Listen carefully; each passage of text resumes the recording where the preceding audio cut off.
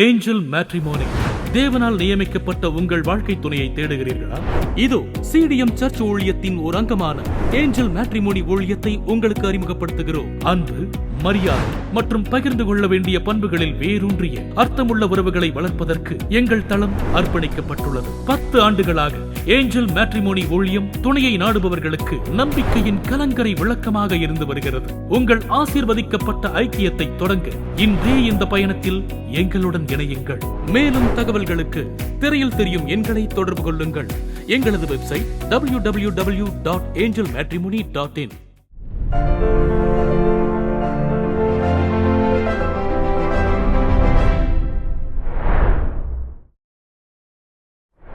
ஏன் திருமணம்?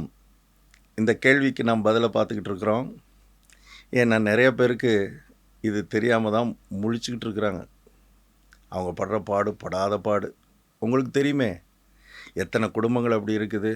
ஏன் இதை கேட்டுக்கிட்டு இருக்கிற உங்கள் வாழ்க்கையில் கூட ஏண்டா இந்த கல்யாணத்தை முடித்தோம், தெரியாமல் முடிச்சிட்டோமே அப்படின்னு நீங்கள் நினச்சிக்கிட்டு இருக்கலாம்.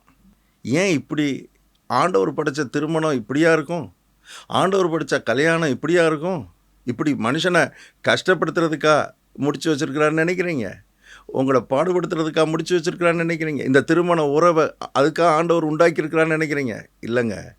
அவர் நன்மைக்காக உண்டாக்கினார். மனுஷனை ஆசீர்வதிக்கும்படி உண்டாக்கினார்.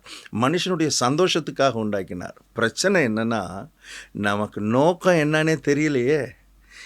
ஏன் அதை உண்டாக்குனார்னே தெரியலையே. அதான பிரச்சனை. ஒரு ஃபேனை வாங்கினா அந்த ஃபேன் எதுக்குன்னு நமக்கு தெரிஞ்சால் தானே சரியாக உபயோகப்படுத்த முடியும். ஒரு ஸ்டவ்வை வாங்கினீங்கன்னா அந்த ஸ்டவ்வினுடைய நோக்கம் என்னன்னு தெரிஞ்சால் தானே அதை உபயோகப்படுத்த முடியும். நம்ம வாங்குகிற எந்த பொருளாக இருந்தாலும் முதலாவது நமக்கு தெரிய வேண்டியது என்ன நோக்கம். அந்த நோக்கம் தெரிஞ்சால் தானே அதை சரியாக உபயோகப்படுத்த முடியும். திருமணத்தை முடிச்சிட்டோம், ஆனால் திருமணத்தின் நோக்கம் தெரியல.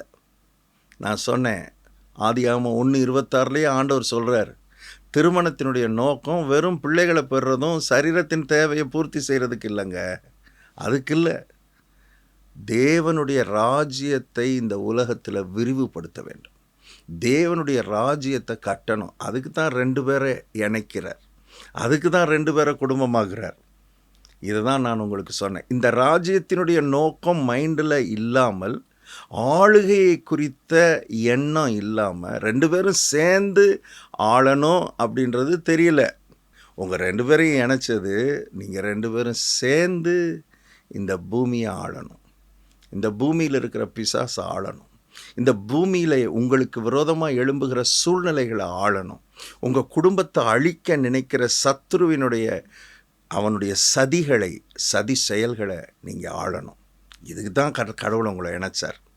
இந்த நோக்கம் உங்களுக்கு தெரியாதனால, இந்த பர்பஸ் உங்களுக்கு தெரியாதனால தான் உங்கள் வாழ்க்கையில் பலவிதமான பிரச்சனைகள், பலவிதமான போராட்டங்கள்.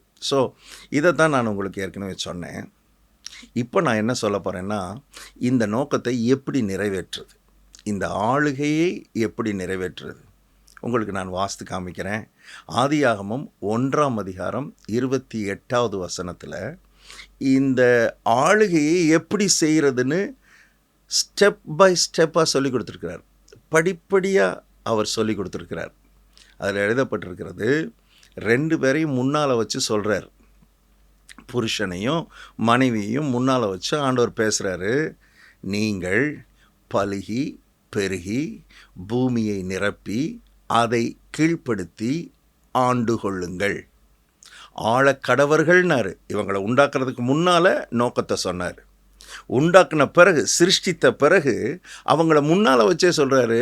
அதே வார்த்தை தான், அதே நோக்கத்தை மறுபடி ரீஎம்பசிஸ் பண்ணுறாரு பாருங்கள். மறுபடி வலியுறுத்துறார். கவனிச்சிங்களா? அதை கவனிச்சிங்களா? அந்த வார்த்தையை திரும்ப சொல்கிறாருன்றதை அதை கவனிக்கணும். கவனிக்க தவறிடாதீங்க. ஆழக்கடவர்கள்னவர் மறுபடியும் ஆண்டு கொள்ளுங்கள்ன்றார். இப்போ ஆண்டு கொள்ளுங்கள்னு சொல்லும் பொழுது சும்மா ஆண்டு கொள்ளுங்கள்னு ஒரு வார்த்தையை மாத்திரம் சொல்லாமல் அதுக்கு முன்னால் சில காரியங்களை சொல்லி ஆண்டு கொள்ளுங்கள்னு சொல்கிறார். அப்போ நமக்கு என்ன விளங்குதுன்னா, இதெல்லாம் செஞ்சால் தான் நம்ம இதெல்லாம் செய்து ஆண்டு கொள்ளுங்கள் என்று சொல்லுகிறார். இதான் ஸ்டெப் பை ஸ்டெப்பாக ஆண்டவர் ஆளுகையை அவர் விரிவாக்குகிறார். இப்போது முதலாவது இதுக்கு தான் நான் இணைக்கப்பட்டிருக்கிறேன்ற இடத்துக்கு நீங்கள் வரணும். 2 பேரும் நான் ஆளுகை செய்வதற்கு தான் இணைக்கப்பட்டிருக்கிறேன்ற இடத்துக்கு வரணும். அப்புறம் ஸ்டெப் பை ஸ்டெப்பாக ஆண்டவர் சொல்கிறத நம்ம கவனிக்கணும்.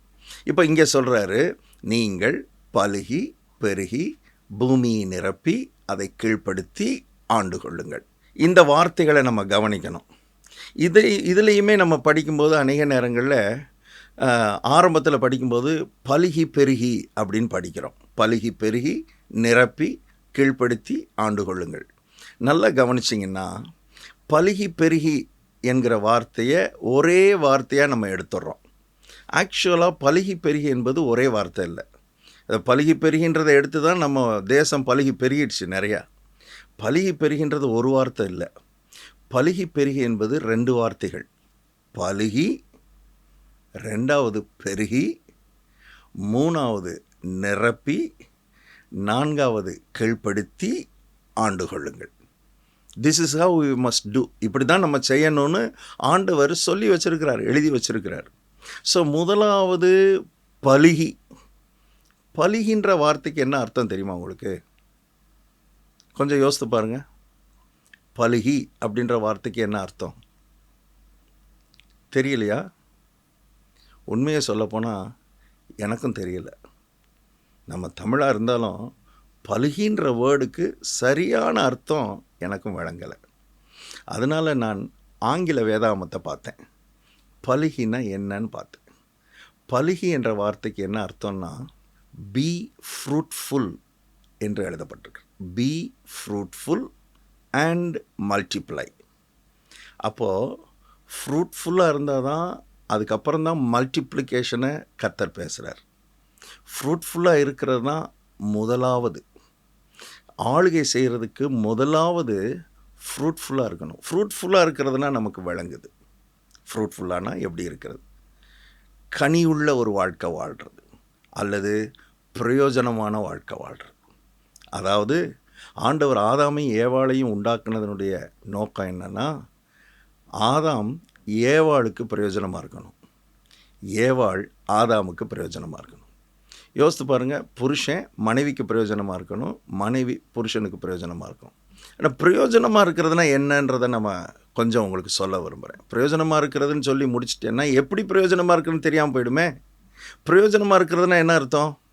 பிரயோஜனமாக இருக்கிறதுனா, இப்போ நான் இங்கே பேசிக்கிட்டு இருக்கிறேன், யாரோ ஒருத்தர் வந்து எனக்கு தண்ணி கொடுக்குறாருன்னு வைங்க. ஒரு டம்ளரில் தண்ணி கொடுக்குறார். தண்ணி கொடுத்தாருன்னா என்ன அர்த்தம்? அவர் எனக்கு பிரயோஜனமாக இருக்கிறாருன்னு அர்த்தம். ஏன் பிரயோஜனமாக இருக்கிறாரு? எனக்கு தாகமாக இருக்குது, அந்த தாகத்தை தீர்க்கிறதுக்காக தண்ணி கொடுக்குறார். இன்னொரு விதத்தில் சொல்லணும்னா, எனக்கு தண்ணி தேவையாக இருக்குது, அந்த தேவையை புரிஞ்சு அறிஞ்சு எனக்கு அந்த தேவையை பூர்த்தி செய்யும்படியாக தண்ணி கொடுக்குறார். அப்போது புருஷன் மனைவிக்கு பிரயோஜனமாக இருக்கிறதுனா என்ன அர்த்தம்னு நினைக்கிறீங்க? மனைவியினுடைய தேவை என்னன்னு அறிஞ்சு அந்த தேவையை சந்திக்கிறது தான் மனைவிக்கு பிரயோஜனமாக இருக்கிறது. அதான் பலுகி, ஃப்ரூட்ஃபுல்லாக இருக்கிறது, கனியுள்ள வாழ்க்கை வாழ்கிறது. அதுபோல் புருஷனுடைய தேவை என்ன என்பதை அறிந்து புருஷனுக்கு மனைவி பிரயோஜனமாக இருக்கிறது தான் கனியுள்ள வாழ்க்கை வாழ்கிறது. இதை தான் முதலாவது ஆண்டவர் சொல்கிற வார்த்தை, பி ஃப்ரூட்ஃபுல். இதுதான் முதலாவது நடக்கணுங்க. இதில் ஆரம்பித்தாதான் நீங்கள் 2 பேரும் சேர்ந்து ஆள முடியும், அந்த தேவ நோக்கத்தை நிறைவேற்ற முடியும், அந்த ராஜ்யத்தின் நோக்கத்தை நிறைவேற்ற முடியும். 2 பேரும் சேர்ந்து ஆளணும்னா முதலாவது புருஷன் மனைவிக்கு பிரயோஜனமாக இருக்கணும்.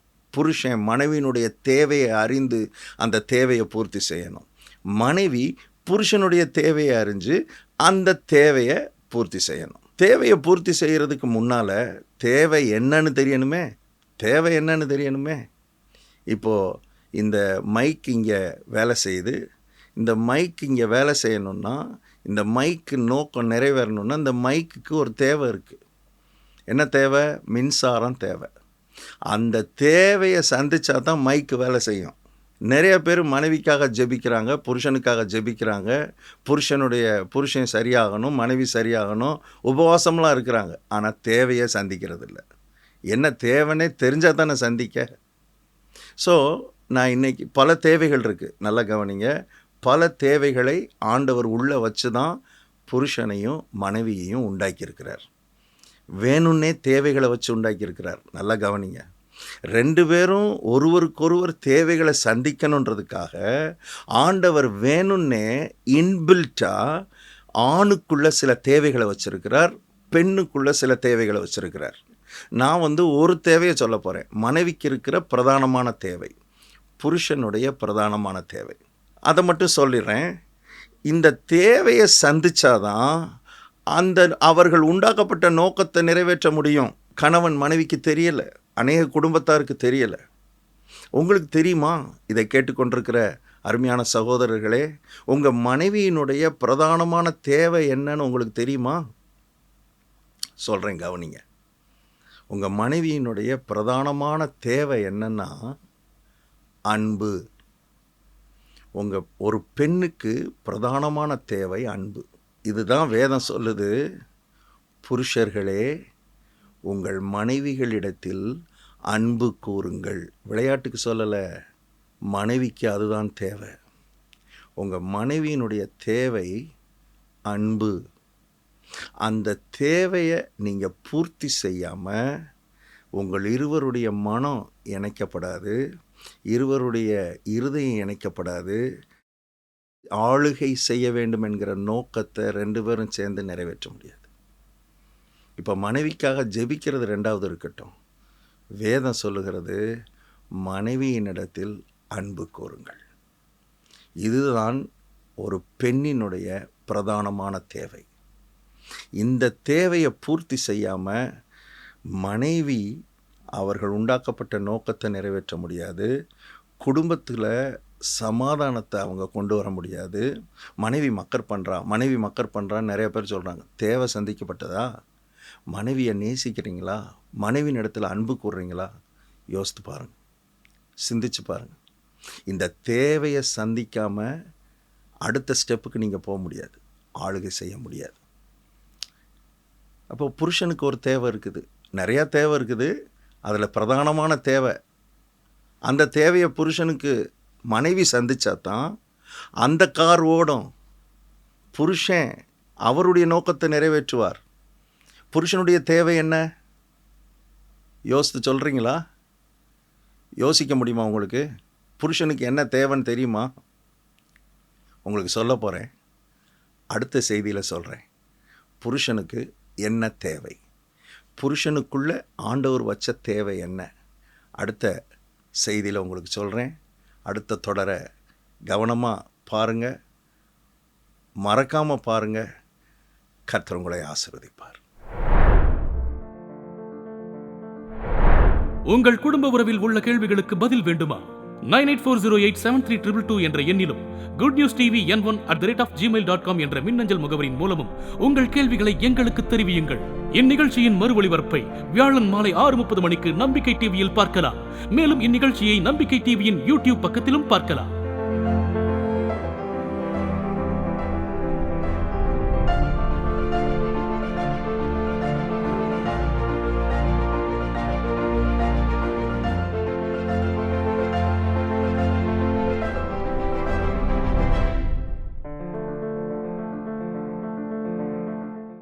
Angel matrimony.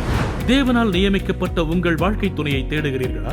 இதோ சிடிஎம் சர்ச் ஊழியத்தின் ஒரு அங்கமான ஏஞ்சல் மேட்ரிமோனி ஊழியத்தை உங்களுக்கு அறிமுகப்படுத்துகிறோம். அன்பு, மரியாதை மற்றும் பகிர்ந்து கொள்ள வேண்டிய பண்புகளில் வேரூன்றிய அர்த்தமுள்ள உறவுகளை வளர்ப்பதற்கு எங்கள் தளம் அர்ப்பணிக்கப்பட்டுள்ளது. 10 ஆண்டுகளாக ஏஞ்சல் மேட்ரிமோனி ஊழியம் துணையை நாடுபவர்களுக்கு நம்பிக்கையின் கலங்கரை விளக்கமாக இருந்து வருகிறது. உங்கள் ஆசீர்வதிக்கப்பட்ட ஐக்கியத்தை தொடங்க இன்றே இந்த பயணத்தில் எங்களுடன் இணையுங்கள். மேலும் தகவல்களுக்கு திரையில் தெரியும் எண்களை தொடர்பு கொள்ளுங்கள். எங்களது வெப்சைட் www.angelmatrimony.in.